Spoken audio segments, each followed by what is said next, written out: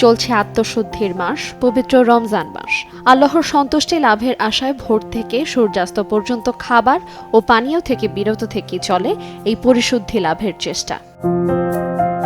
তবে একটানা লম্বা সময় পর্যাপ্ত পানি পান না করা, অনিয়মিত ঘুম শরীর এবং ত্বকের উপর ক্ষতিকর প্রভাব ফেলতে পারে। তাই রোজাদারদের ত্বকের বিশেষ যত্ন নেয়ার পরামর্শ দেন বিশেষজ্ঞরা। কিছু নিয়ম মেনে চললে রমজান মাসে ত্বক সুস্থ ও উজ্জ্বল রাখা সম্ভব। চলুন সেগুলো জেনে নেওয়া যাক।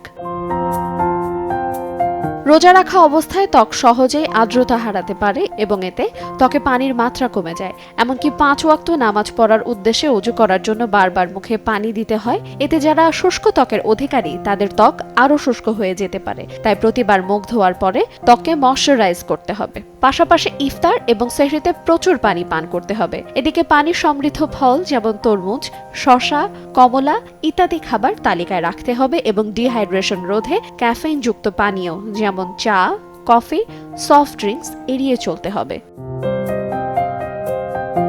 সেহরি কিংবা ইফতারে চর্বিযুক্ত ও তেলে ভাজা খাবার খাওয়ার পরিমাণ কমিয়ে আনতে হবে। বেশি বেশি পুষ্টিকর খাবার খেতে হবে। অতিরিক্ত তেল ও চর্বিযুক্ত খাবার খাওয়ার ফলে চেহারায় ব্রণ হওয়ার প্রবণতা বেড়ে যায়।